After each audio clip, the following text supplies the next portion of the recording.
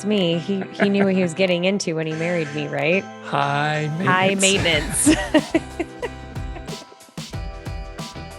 That's me. Oh man. If I've said it once, I've said it a million times. One thing about Erin. Right.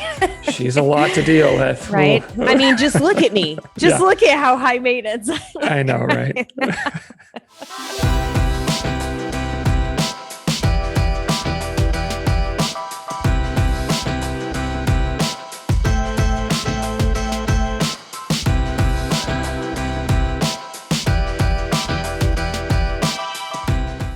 Hello, and welcome to Middleish, the podcast about moderation and all things. I am Michael Gray. And I am Erin Green. What's going on? Nothing much. Just getting ready for this little easy road trip we have. Erin is in a place of like zen and relax, and she's not stressed at all. Michael and I hopped on here and he's like, "Hey, how are you?" And I was like, "Oh, okay." And I kind of glossed over the question and we chatted a little bit. And then he's like, "So, how are you? Doing okay?" And I was like, "I don't need to answer that question again."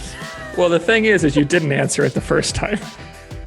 You didn't say I I'm might have okay. danced around it. You said I'm packing. You listed things you were doing. So you didn't really answer how you were, which is why I asked again.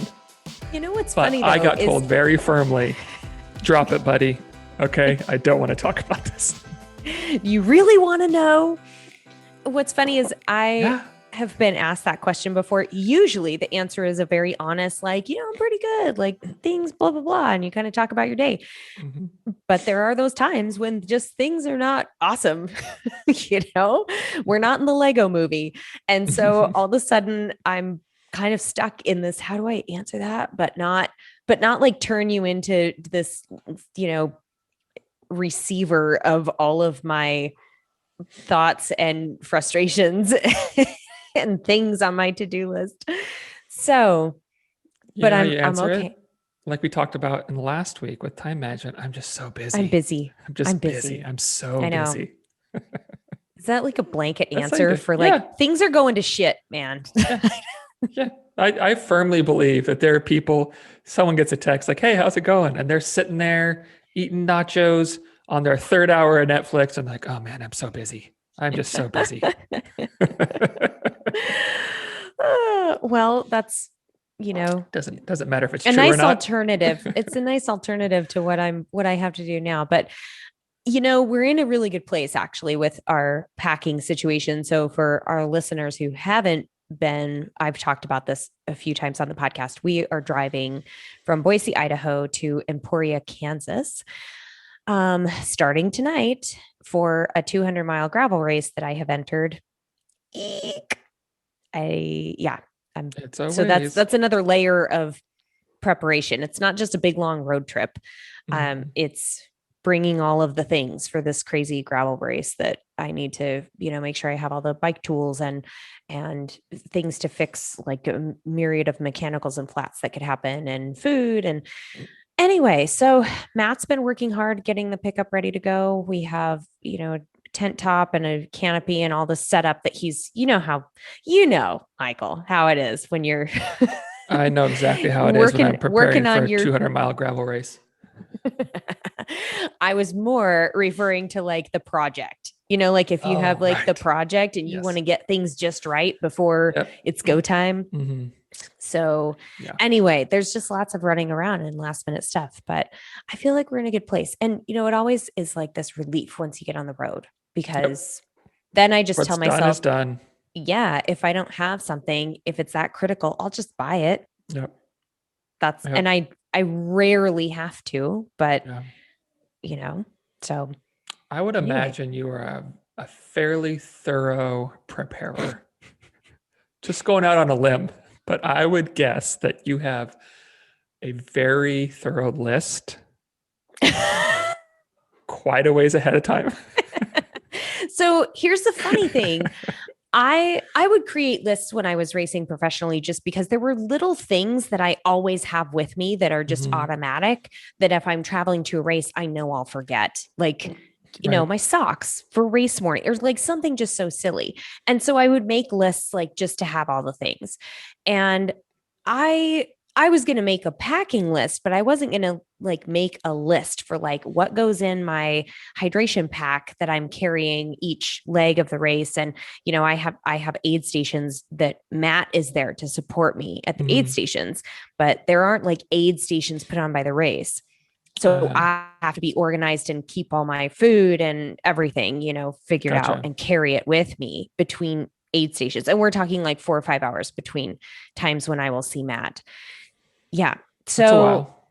so one of my friends who has raced this before and has been in the pro field and I'd been texting him and I was like, help me out. His name's also Matt. I was like, okay, I have all these questions. And he's like, okay, well, send me your list or I'll be happy to go over your list, your packing list when the time comes. And I'm like, oh, okay, I guess I'm doing that now. And I put together like food list and packing list, and this is what I'm bringing. And he of course texts me this weekend, okay, you got your list, like let's go over it. So that was really helpful for me. But then I met with my other friend Chris, who's also done it, and he was like, oh my god, you have a list. And he thought he thought it was kind of overkill. And I'm like, look, I would just rather be over prepared than underprepared. And Sure. it actually feels very calming to me because then I feel very confident that I Mhm. have thought things through enough, and there's not going to be something super critical that you forget to pack or that you forget to Right. buy. So yes, you might say that I'm probably over prepared and overthinking things. Oh, I didn't say It's that. probably shocking to everyone to hear that, but it will create a sense of calm in the coming days. It Just will. once we get on the road, Absolutely. with our Yep. burritos. Yes. Well, and I mean, it's something you've been preparing for, like physically for a long time. You're traveling 1,000 plus miles. Like it's not just, like a race that's in downtown Boise or something. Like Right. it's kind of a big deal. Yeah. Yeah. I get it. And Yeah. I mean, if you're spending that much time and energy and money on something like that, it Hmm. just makes sense to be as prepared as you could be. Now, some people will go into that kind of event and they really have a lackadaisical attitude about it. Like, I'll just figure it out. Like, I'll pack and prepare and whatever I don't have. And some people thrive on that because they love that sort of being in the moment and relying on your own resourcefulness and Hmm. instincts and different things. And I'm not that style of a person. I actually think that it served me very well in my professional racing career, but I can also roll with it too. And Yeah. I've been in a lot of unpredictable situations too. Sure. Yeah. So yeah, we're just getting ready getting Yeah. ready to roll Yeah. tonight. And everything's fine. And Aaron's great. Yeah. That's Yeah, all. I'm great, That's everybody. that's all everyone needs to know. How are you, Michael? I'm fantastic. Better than me? Michael's like, this is the best date ever. It's best day, I told Aaron, it's the best day of my year so far. So I'm no, like, it's what's so fine. special about it? Oh, nothing. It's just a Tuesday. It's kind of, I was telling Aaron, this is kind of the first like real work day for me since my daughter Lila has been out of school. So it's kind of that first day of she's home because she had been home, but she was doing online school. And so it's kind of the first day of like summer and stuff going on, activities, and me working from home, and me just kind of trying to find my stride and that kind of thing for the next couple months. But it's good. We're good. Yeah, we had a good Memorial Day weekend. Didn't do anything special, but it was nice. Do you like to stay in town or travel for 3-day weekends? It depends. Like if it's a Memorial Day weekend kind of thing, I don't want to go anywhere. It's just Yeah. too crazy wherever you go. Yeah. Like Labor Day, no thanks. If Yeah. it's like our We own 3-day weekend, like, hey, let's sure. take Friday off. Absolutely. But for those, yeah, for like the official holiday stuff, it's too much. I don't, if we're going to go somewhere, I don't want to be like, if, camping or something, like, I don't want to go where it's just packed and crazy. And yeah, not my Yep. jam. How about you We have guys? the same, yeah, we have the Yeah. same kind of thought process. And this weekend was actually really nice and blissful in Mhm. terms of traffic. We went for a gravel ride on Saturday, just Matt and and I think we saw a motorcycle and an ATV and one car on Yeah. this road. We rode for an hour and a half Mhm. out on this gravel road, and it just was low traffic, pretty quiet, not Nice. a lot going on. So Yeah. that's kind of our MO with those holiday 3-day weekends, like you're saying, or even, things around the 4th of July or, Hmm. some of those big holidays where Hmm. the mountains and the lake towns and the campsites and everything are just going to be crazy busy. Right. The city actually gets kind of a little bit quieter, a little bit more manageable. Hmm. So Well, on a 3-day weekend at yeah, home, I man, know. that's like one of the best Yeah, things you can have. I know. I Nice get and an extra relaxed, day to just chilling. like work around the house and do stuff and relax. And Yeah. yeah, it's fantastic. I love it. So Hmm. anyway, I'm going to take a drink of my water right now. Oh, look at you. Segue right into our topic. Segwaying. Look at me segwaying. Yeah, we're going to talk about hydration today and Hmm. dehydration and rehydration and prehydration. So All of the I things. just made all that up. There's No. so many Yeah. ways that you can hydrate. Yeah. And we're going to talk about them all. We're going to have you so hydrated, you won't even know. Yeah.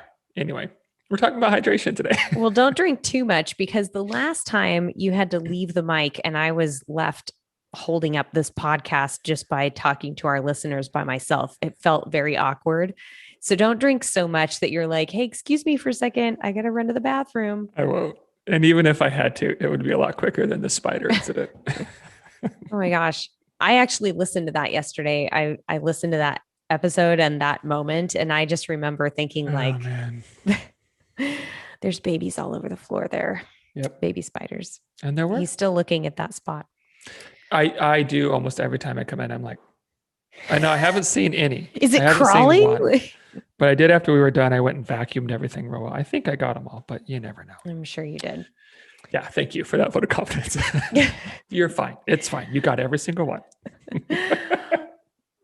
So yeah, we can't really talk about nutrition and health and fitness even without hitting on hydration. Mm-hmm. And I think it's funny because sometimes hydration gets overlooked and people don't think about it when they're thinking about lifestyle and dietary changes.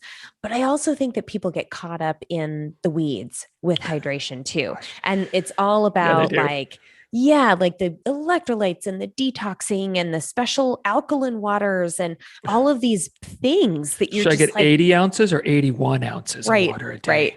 Is it my body weight in ounces? Is that what I need? So What if I we lose a are going, pound? yeah.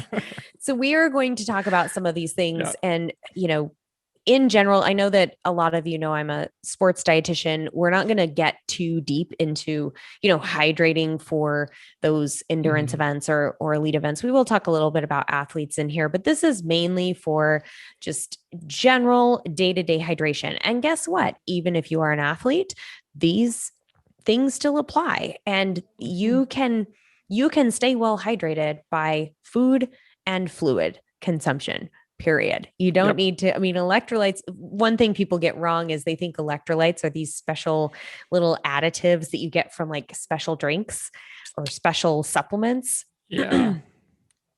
They actually come from food. They originated from food. They're minerals in food. So, You don't need a Gatorade to get them. yeah. Yeah. So, where do you want to start today? What's your MO? You want to start I'm with going to drink my water while you talk. Oh, now you don't drink too much either. You want to start with the misconceptions? It feels like a good place to start. Sure. Yeah, let's do that. So I think, it's like with anything in the health and wellness industry, like there's always just like this plethora of Like gimmicks and very wrong things. things. And it's kind of like, I mean, a lot of them are probably exploited, but at the same time, a lot of stuff I think just gets passed down. It's like, put your coat on, you'll catch a cold. It's like, well, there's zero, Right. like, that's not how colds work, Right. but there's sort of this stuff that just kind of gets, I think, passed down from generation to generation and is often not rooted in science or it just is wildly wrong, but we kind of adopt them and just continue to pass them down. And because we've been told them, we believe they're true. And so I think that's exactly the case with hydration. There's just some of these things that we've heard a lot that aren't really true. And so I think, just starting at a place where we kind of, hey, let's get on some common ground with some of the stuff. Let's debunk some of these things, so that we can kind of move into the hydration piece on a little more even footing. Let's do that. Yeah. Yeah. So what do you think is the most common misconception that you hear about hydration or how you should drink or any of that stuff? Um, I would say probably the one I hear the most would be like set amounts of Mm-hmm. like, this many ounces or this many glasses or, an ounce per pound of body weight, that kind of stuff. Because I think it's a very blanket statement Yeah. that to a bunch of individual people, like it's just needs are different, demands are different, activity levels are different. I mean, it depends on where you live. If you live in a hotter climate, you're going to sweat more. I mean, there's just a whole bunch of things, right? Mm-hmm. And so it's one of those things where, a lot of times when I talk with hydration about people, they're like, yeah, I know I need to get 80 ounces or, Right. 1 ounce per body, whatever. And honestly, my thing with that is like, I don't care what you get. Let's just shoot for more. Let's just try to get more than you're currently drinking because you're going to feel Yeah. better. And then when that becomes more, we can try to get some more, because more is better and better is better. And I'm good with that. Like, Yeah. you're like, no, but how many ounces? 87, 84? I I weigh know. 120 pounds. Should I get 100? Yeah. It's just like, I don't care. Just try to drink some Well, more. and there's this really funny on the amount of water that should be consumed.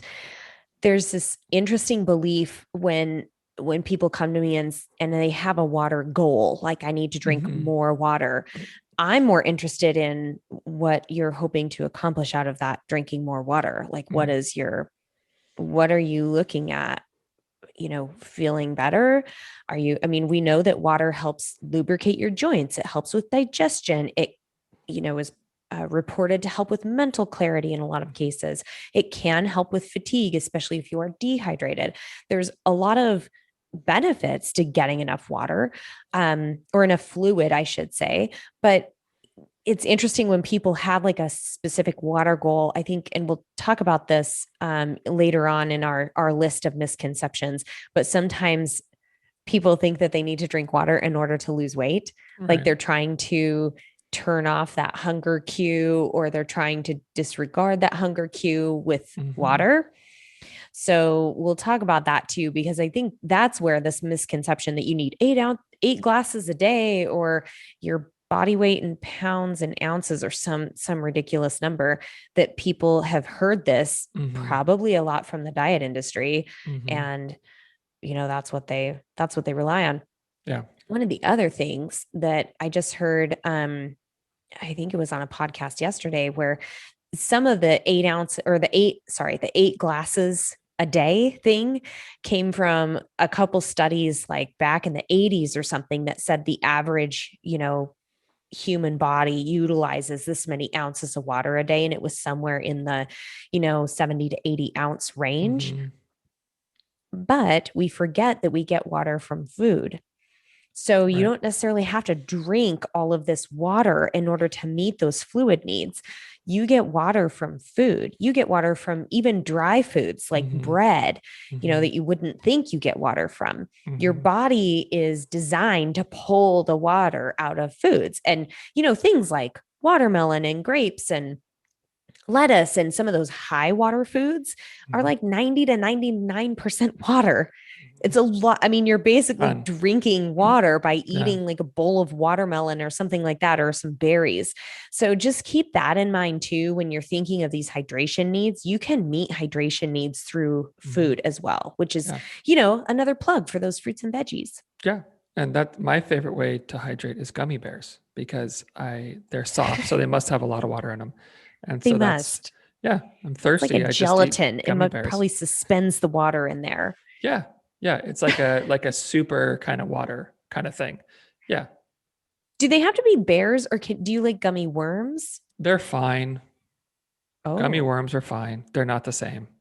Bears are okay. superior, in my opinion. I won't be dogmatic about this, but in my opinion, bears are superior. I think the gummy worm, the issue with that is just the length. Like, okay, so here's the thing about Okay, we're gummy bears. digressing. Yeah, that's fine. That's fine. I have no issue with it. The thing about gummy bears that I enjoy is the way I eat them, and that's to get a handful of about 8 or 10 and all at once, right? Because it's just like this flavor Oh, explosion. Yeah, that's how I like to eat gummy bears. wow. I'm not And like a like one a at a time kind of guy. jelly kind of, Yeah, it's huh? wonderful. And yeah, it's harder to do with Interesting. gummy worms. You got it hanging out your mouth and yeah, it's just not the same. So, but I mean, I'll eat them. They're fine. Interesting. Yeah, but it's just not the same. They're second rate. Oh, a distant second. Oh dear. Okay, Anyway, so Michael can back to hydrate water. through gummy bears. And you should Yeah. too. That's what we're saying today. Yes, just so we're clear. Like a bag a day, and you won't ever be dehydrated again. So basically, if you're listening to your thirst mechanism, people, you're going to meet your hydration needs. Now, Right. there are some situations where your thirst mechanism may not be as reliable. And this might be during, extreme endurance exercise. If somebody is always distracted, and again, you're not going to get so dehydrated that it becomes a health issue because as the scientist I was listening to yesterday pointed out, he's a nephrologist, so he was talking about our thirst mechanism, and he's like, people will drink out of a toilet before they will die of dehydration. No. So when it gets to that point where you're so thirsty, you're gonna go get some water. So you don't have to be so worried about. I think people get really freaked out about like getting enough water. In our Western culture, and most places have reliable access to clean drinking water, you're going to be okay. But if you are frequently distracted, or if you work in an environment where you're not allowed to drink at work, and so you're going long periods of time without drinking, if you have certain medical conditions, if you do have limited access to clean water, then those are all factors that definitely will play into, is that thirst mechanism enough? Or do you really need to make it intentional to have water, around in your immediate environment to kind of cue yourself to drink more? Right. And I think, yeah, kind of branching off what you just said about access to clean water. I mean, most of us do, right? And that's enough. You don't need special water. You don't need bottled water that's been triple purified through an reverse osmosis. Like you don't need that. If you like it, fine. You don't need it. You don't need, for the love of God, you don't need some pH balanced water. That Alkaline is water. the most nonsensical thing that has come up in the fitness and nutrition industry in the last few years. It just drives me bananas because you know what? If your body like responded to that Gosh. pH and adapted, you die. It would Okay. not be a great So idea. yeah, So it's complete BS. Founded like there's no basis, not even a little bit of like foundation and science on that. So yeah, you don't just drink your water. It's fine. Drink it out of the tap. It's fine. If you want to filter yeah, it, that's fine. Whatever you want to do, just you don't need anything special to be well yeah. hydrated. It is fascinating with the beverage industry how they have created this market for bottled water. I It's mean, wild. I've been to places where I have my own water bottle and I just want to fill it from a tap or something. And whatever, I mean, pre-COVID when we had, concerts or games or something like large public events, and you can't do it. There's nowhere you can, I mean, you could maybe go to the bathroom and fill it up if it's not just like one of those automatic hot water sinks, but Yeah. bottled water, like you have to buy bottled water. And I find it incredibly ridiculous when places are charging $4 or $5 for a bottle of water just Right. because you have to buy it and they know that you'll probably want something to drink. Yeah. Yeah. It's Maddening. bananas. And it's a prime opportunity for the industry to induce confusion and make you think, oh, well, maybe there's some truth to that. And Well, then, and hey, I'll take your money. don't get me started on the water bottle waste situation That's a either, whole other because thing. that's another little, tangent I'm not going to go into, Yep. but y'all, Get you one of can these. carry, get like a nice stainless steel one, or I have just like sports bottles, carry them around, keep Perfect. some water with you. Easy. Yep. I mean, Easy you peasy. can get one that's easy, 20 to 30 ounces Mhm. that you can take with you, keep it nice and cold for hours. And We yeah. have some ideas too on making drinking more water throughout the day and Mm-hmm. making it maybe a little more appealing. So Mm-hmm. we'll get to that in a little bit. Put gummy bears in it. Yeah. Put gummy, yeah, float those gummy bears around in that water. I bet that tastes amazing. Occasionally you'll get a chunk. Yeah. You're slurping your water down. Because who doesn't like to chew water? Swallow some nice little like slimy ball of some mystery thing. Yeah, that's the thing about gummy bears. You get them wet, they get real slimy. I Michael won't tell is you how I know that. obviously obviously very experienced in Yeah. this area. I So, may have eaten gummy bears in the bathtub once, okay, and dropped a few. Okay, it's oh possible. Lord. It's Oh, that possible. just kind of makes me gag a little bit. I get really grossed out by bathtub water. Are you one of those elitists, like, I don't take baths, sitting in my Oh own no, I'll take filth? baths. Oh, No, okay. I'll take Well, baths. I I didn't just eat don't them. want to. Well, I didn't eat them, but hey. fishing those puppies out, yeah, it's like a fish. Thing's slippery. Need Oh a my net. God. Oh, you want to talk about the whole idea of detoxing with special waters? Do you don't want to talk about bathtub gummy bears anymore? Nope, I'm moving on. This is Moving on. this is the point in the podcast where Aaron goes like, "Why did I decide to do this with him?" What did we get here? Bathtub gummy bears? Like, what the F? This is what people are here for, Aaron. God. Yeah. What'd you say? Detoxing? Yeah. So when I Yeah. worked with Boise State football, there were several guys that would walk around with a big milk jug Mm. full of water with Mhm. lemon in it. And Mhm. they would tell me all these things that they read and heard about lemon water is so good for your metabolism. It helps detox you. And I had to pull up articles and send them to these guys and be like, look, Mhm. this is why this is debunked. So Yeah. I think the only way that lemon water works well for you is if you like it and you're going to drink it more. yeah, Like, it if you tastes like the good. taste of it better than regular water and it makes you more likely to drink it, awesome, do it. But for any other reason, no. Because the thing about the kidneys is like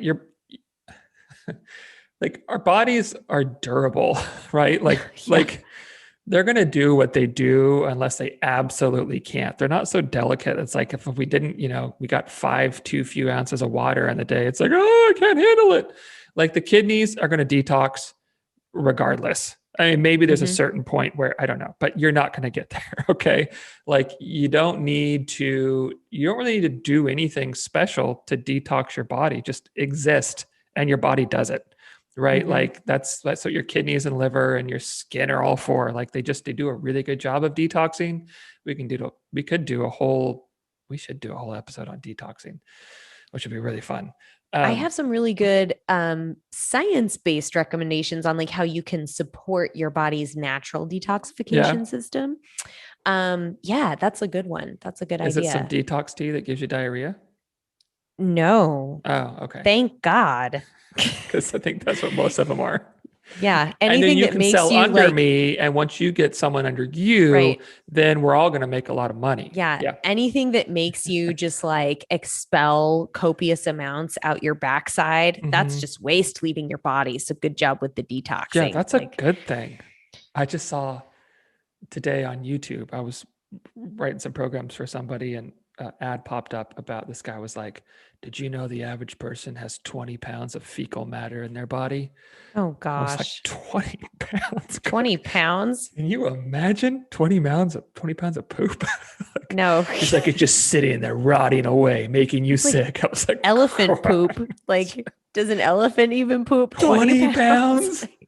Like, that would be like a lawn bag full, like one of those big black, like that would be Oh, so once much. again, welcome to the crazy Oh on my the gosh. internet. Yeah. Anyway, yeah, So you we don't, digress. yeah, just your body's going to do what it needs to do. Okay. Unless Hmm. you have like, I mean, some specific situation. Okay. But generally speaking, like you don't need to worry about it. Like Hmm. your body's going to detox just fine because that's what it does. It has this stuff all built in to do it right from the get go. So Yeah. you don't need to worry about it. So another one that I hear often is so I remember years ago I had asked my PT for a referral to a massage therapist because I was in between massage therapists, and he referred me to this guy. I sent an inquiry and I got, I think, an email response back from this massage therapist. Now, I bring this up because anybody who's gotten a massage knows that the massage therapist tells you what? Drink lots of water after the massage. Make sure that you're flushing out At least those all those toxins. toxins, Yeah. right? Okay. There's kind of limited evidence on that, but it's not necessarily going to hurt you to just, drink water. This guy sent me this really long email talking about coffee and caffeine and how it's like the worst thing for your hydration and how just this percentage of dehydration can cause all these problems. I mean, it really was laden, like really heavy into this whole anti-coffee, anti-dehydration thing. And at the time, I remember that some of the newest recommendations had just come out saying, look, coffee is not as dehydrating as we once thought it was. Sure, caffeine has a mild diuretic effect, but it's not like, I mean, you think about it, you are consuming that caffeine with fluid. With water. So it's, yeah. So it's like this net zero balance. You might notice the urge to pee is stronger and more frequent. That's the diuretic effect happening, but it's not necessarily going to just like flush your body, completely out of fluid. And then you're going to get super dehydrated. I love how you're double fisting. Like Michael is. Well, I got to keep it even, right? coffee, and then follow it by water. I don't want to die. So anyway, I really had to resist the urge to email this massage therapist back and be like, okay, look, you don't really know what you're talking about. And this is actually misinformation that you're sending out to all of your clients. And you probably should check out these articles to read a little more about it. But I didn't waste my time. I just went to a different massage therapist. But all of that said, I just didn't go back. I didn't even see him to begin with. Because we were not like support your lies with my money. Yeah. Taking my dollars somewhere else. That's right. But yeah, the coffee causing dehydration thing. Now, there are some trade-offs to drinking too much caffeine. You could get jittery, you could get upset stomach. Some people get diarrhea. It can cause appetite dysregulation, where sometimes people will not feel as hungry if they have too much caffeine. So sure, pay attention to all those things. But in general, like drinking your cup of coffee in the morning or your cup of coffee like midday or something, that's not going to cause a big problem with dehydration. Yeah, exactly. Another one we hear a lot is the whole confusing thirst and hunger, right? Like, I've heard it said all the time. I've probably said it a bunch early on when I was doing this, that if you're dehydrated, your body registers that as a hunger cue. And so you may not really be hungry. You may just be dehydrated. And so you just need to drink water. And I don't know, Aaron and I were talking about this a little bit before we started recording. I don't know exactly where that came from, but we're speculating that it might have something to do with the whole, like if you drink water before meals, it kind of can make you feel full because you've got all this liquid in your stomach and it takes up space. And we're wondering if maybe it kind of came from that sort of like approach to restricting food. I don't know, but it's the hunger cues and thirst cues are very different. They feel different. Like you can completely describe different. How they feel differently. Yeah. And here's the thing. If you don't think they feel different, next time you like feel thirsty, go eat some dry crackers and see if it takes care. It's going to be a disaster. Right. Or pay attention if you are one of those people that drinks a huge thing of water to try and turn off your hunger cue, give it 15, 20 minutes and see if that works. My experience has been if I'm actually hungry and I have consumed too much water, I get like a sloshy, empty, almost bloated and unsatisfied, icky feeling. I hate that feeling from that. So it's like waterlogged. yeah, I admitted to Michael that in my younger dietitian days, I would encourage clients like, hey, when you sit down to lunch or when you sit down to breakfast or Mhm. whatever, have a nice glass of water before you start your meal. And that is to get the volume in your stomach and to make sure that your food has enough fluid in there to help with digestion because water plays a vital role in that. However, I've kind of steered away. I mean, I'll still encourage people to drink with their meals, to drink some Mhm. fluid, water, whatever, but I've steered away from that whole like let's drink this huge glass of water before you eat because I think that it just stinks of diet mentality, like, oh, I Mhm. have to try and trick myself out of this hunger. Right. No, you're actually supposed to honor your hunger, and the best way to do that is to eat Right. and honor your thirst the same way, Right. make sure you Yeah. drink. So pay Yeah. attention to those cues. And I think that comes down to, again, something we've talked about a lot, but just kind of intent. Like, why are you doing the thing you're doing? Mm-hmm. You know, if you're someone who struggles to drink while they eat or something, like, okay, and you just want to make sure that you're drinking on a regular basis, I can understand that. But if it's with the intent to, like, so I won't eat as much and I'll feel full, well, the Mm-hmm. reason we do things matter. We can do the exact same action, but our approach and our intent behind it matters because it communicates our relationship with ourselves and food and that kind of stuff. So I can see that, but I completely agree with you. I think it generally stems from a place of, oh, this is a good way, easy way for me to restrict food, eat fewer calories, but also feel like I'm getting hydrated, so I'm doing a good thing, right? Right. Which is where a lot of these unhealthy things kind of stem from. There's a positive that we can glean from it and go like, hey, but I feel good about doing this, that kind of thing. I do I've think, oh, go ahead.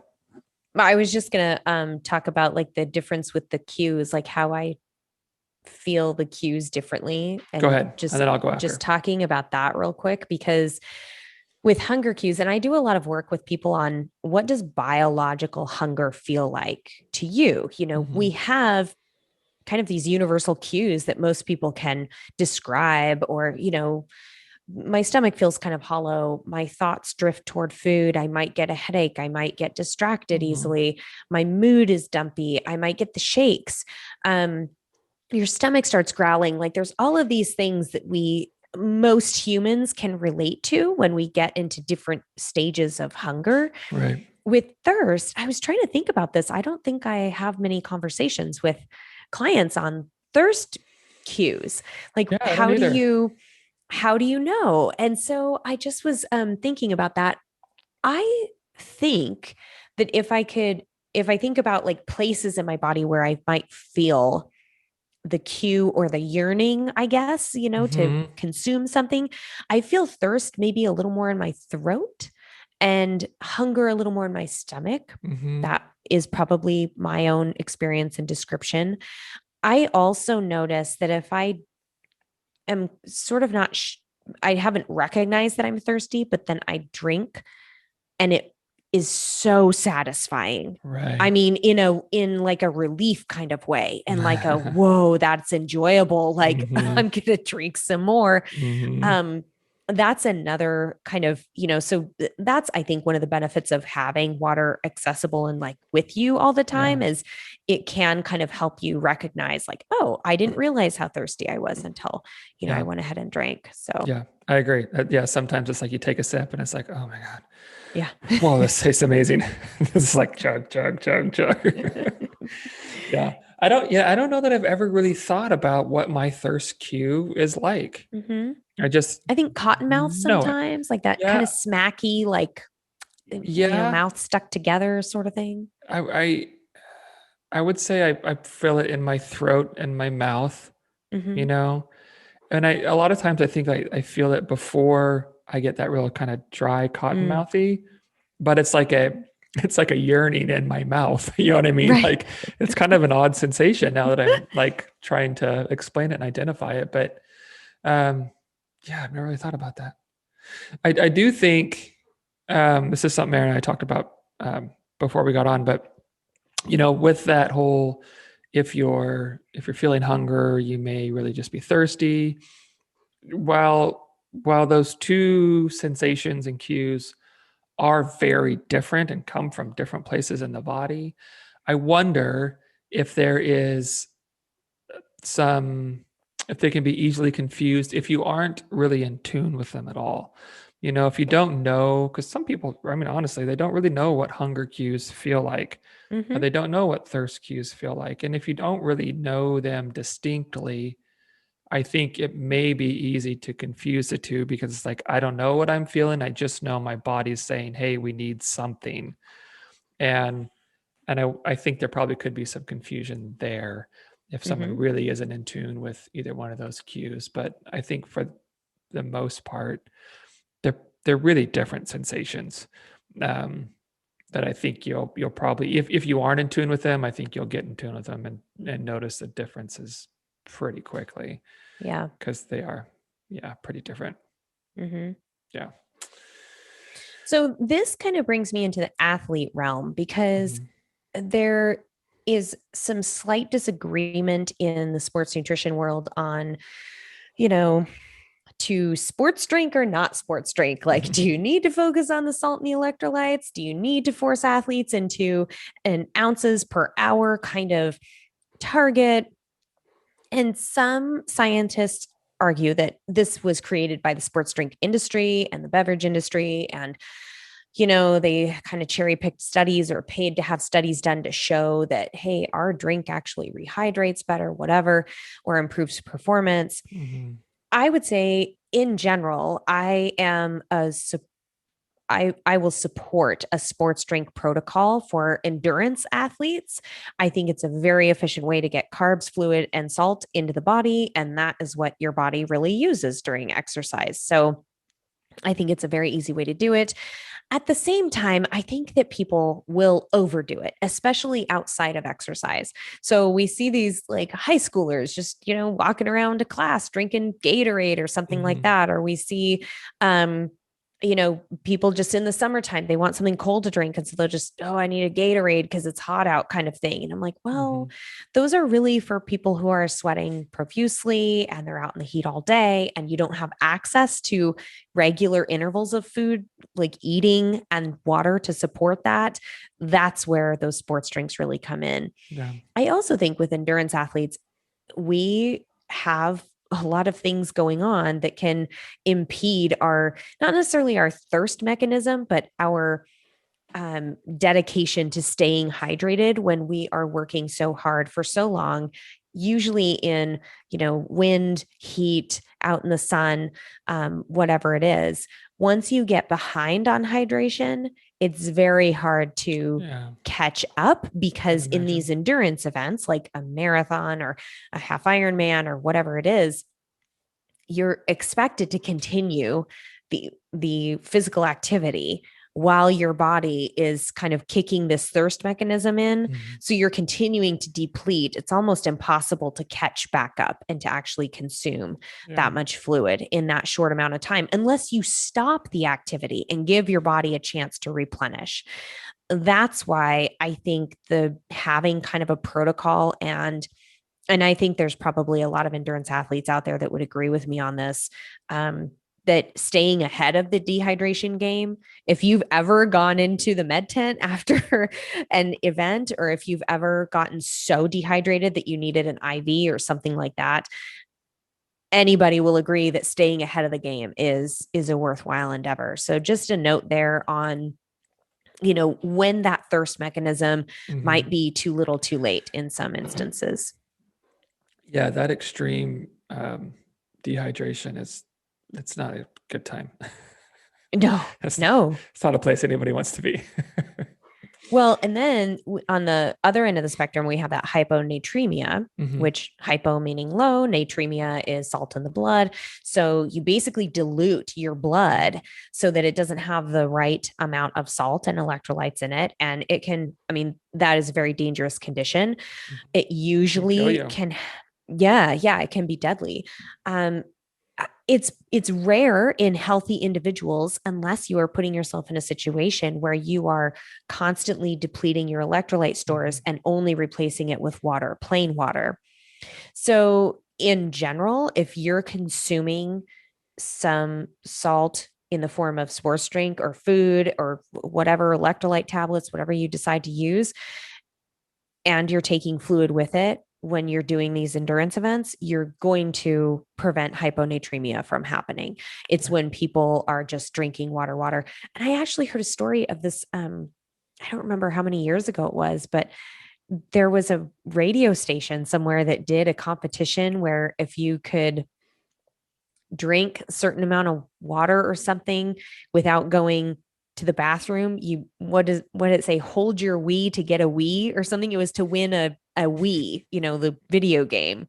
Sounds funny, but unfortunately this woman drank like I don't even remember. It was like 2 gallons of water in like 30 Mm. minutes. I mean, it was like crazy amounts of water in this very short period of time. And a nurse actually called into the radio station and was like, you need to stop this because this is a dangerous condition.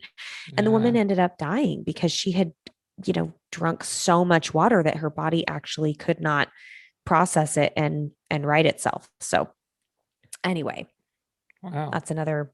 I mean, it's kind of crazy that you could actually consciously drink that much water to the point where your body can't You handle have to it, be without so like vomiting or uncomfortable. something. I mean, it's Yeah. kind of shocking to me, but yeah, Yeah. So extreme example.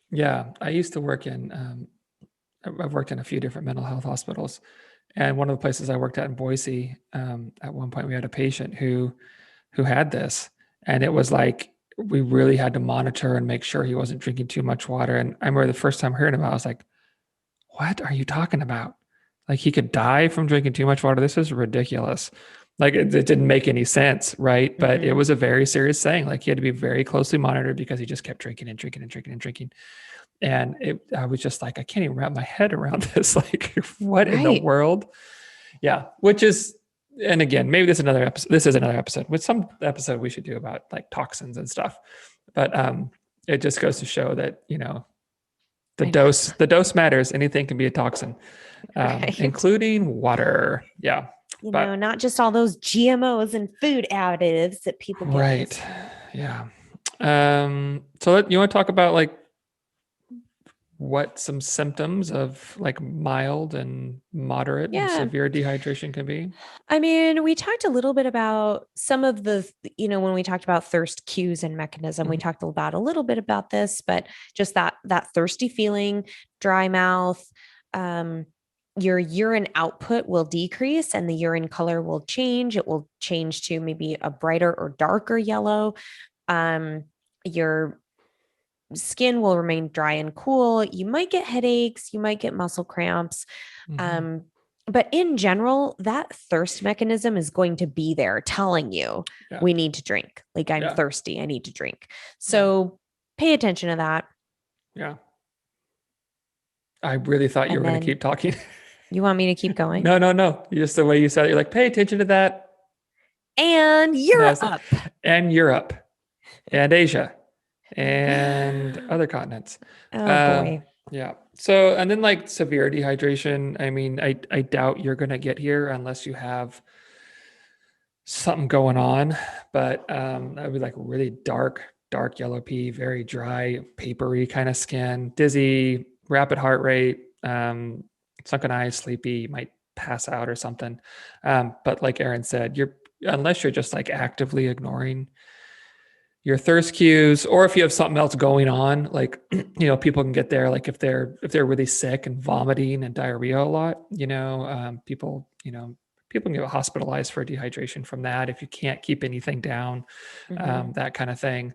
But for the most part, you're probably not going to get there, uh, because your body's going to be, making it very clear, we'd like some water, please, dumbass. Right. You like that inner monologue I of the do. dumbass I that do. comes out. I do like the inner monologue. Hey, dumbass, drink some Hey, water. dumbass. Yeah. So yeah. Um, I don't know. Anything else? I think that's about it. I mean, um, one of the only other things I would say as we're entering the summer months, if people are, I mean, think about this because just a word of caution that we hear every year about somebody who went out for a hike or something and got lost and they hadn't taken enough water or hydration with them. That I mean, our bodies are very smart and they can handle a lot, but water in, a lack of water in heat can turn south really quickly. Yeah. So just be prepared if, the summer as you're going out in the heat and enjoying the outdoors. And um, yeah, Yeah. that's probably that's my little TED talk for the end of this. That's good. I'm glad I Taking a came. fluid with you. Yeah. It was worth the price of admission. I'm telling you right now. I will be paying attention to hydration this weekend Yeah. because I'm going to be racing in hot, humid conditions. So, How long do you expect it to take you? Do you have any mm, idea? if I have a really good day, I'm thinking I could do 13 hours, give or take a little bit.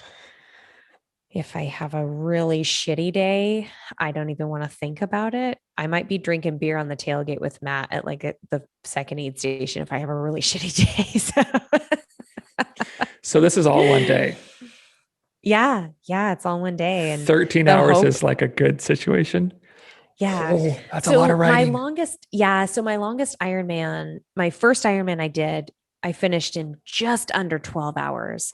So I think back to that day. And I mean, to be honest, all the other Ironmans I did, even if, I was finishing sub 10 hours or whatever, I still was like, that's a long ass day. So it's Mm-hmm. not like it feels that much shorter, when you are out there for No. 10 hours or something. But I keep reminding myself that my body knows how to do these very long days and I know how to manage it. And um, I think the difference will be that your face, your eyes just get big. Like, Ooh, this is not a middle-ish concept, Aaron.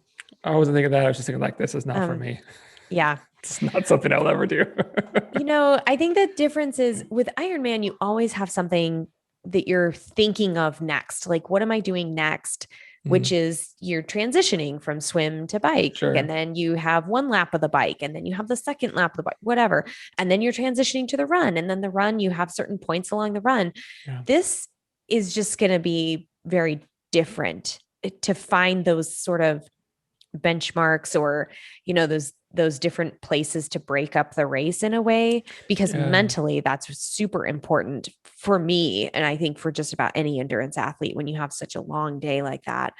But then also the aid stations break it up a little bit, but we're talking like 4 or 5 hours between aid stations, Yeah. so That's like I two need aid to stations. yeah so I need to like come up with other ways to break it up, so I'll figure that out. Just download The Office on your phone and listen to it while you ride. Oh, right. Wouldn't that Yeah. be great? Just do that. Yeah. Yeah. Why not? Ride I with a don't know. solar Yeah. panel on my back so that it can charge Absolutely. my phone as I'm riding. Yep. I should get one of those mechanisms where as you pedal, it charges your phone, Yeah. Get that before you right? leave tomorrow. So, Yeah. okay, Yeah. that's more And important than a and let's see, fan for our 13 tent. hours. So download like 6 seasons of The Office. That sounds great. So you have enough. Yeah, exactly. Yep, And but drink your I water. will and drink Drink your water, I'll be everybody. drinking some water. I will be drinking a lot of sports drink and I have salt packets and I have pickles and I have Fritos and How many I bags of have gummy bears do you lots have? of salt.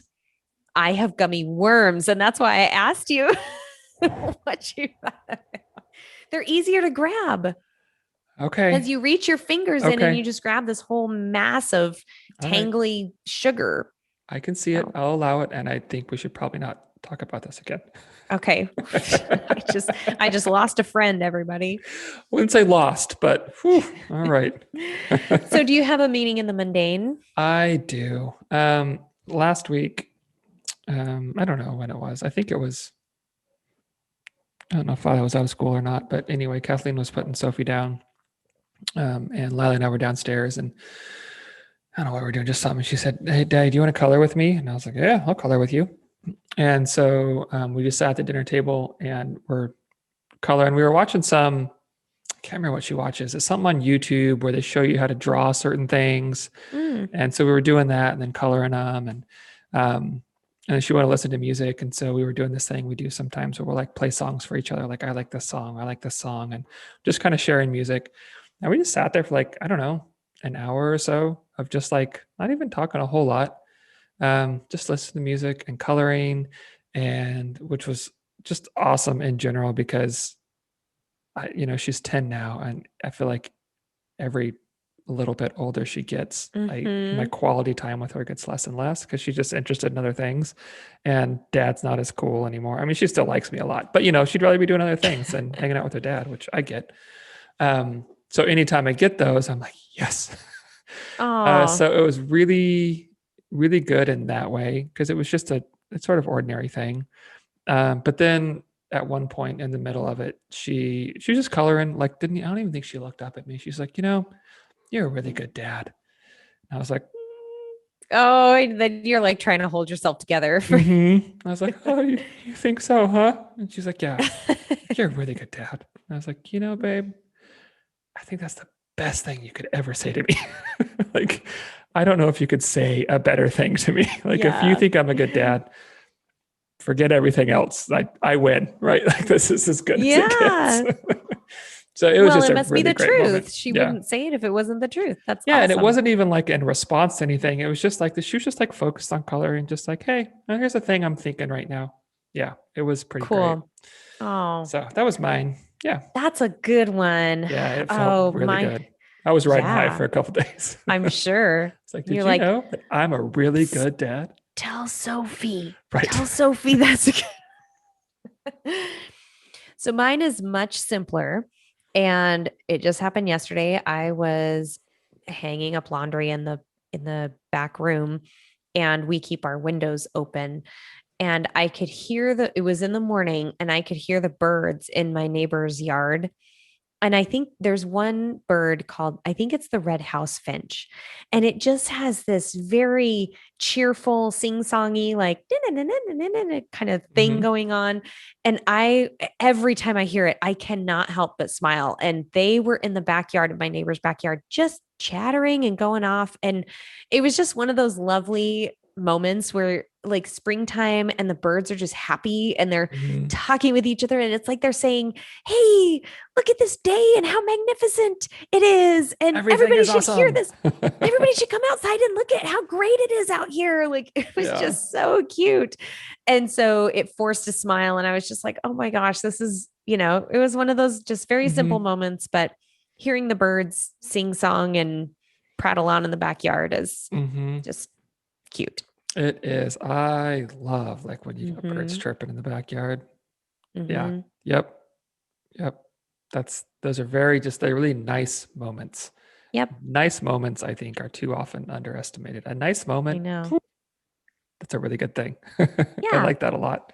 That's Yeah. awesome. Cool. Okay. Well, hey, best of Well, luck. thank you. Go get them, I'm Tiger. glad I'm glad we went over all this hydration stuff because I'm looking at the severe dehydration list and I'm like, don't go there. Don't go Don't there. go there. Eat them Fritos. Eat them Fritos. All Yeah. right. Well, thank you, Thank you everyone everybody. for Yeah. listening. And, be sure to reach out to us with any ideas you have, middleish@gmail.com, or you can follow us on Instagram, Middleish Podcast. All right. We'll talk to you later. Bye. Bye.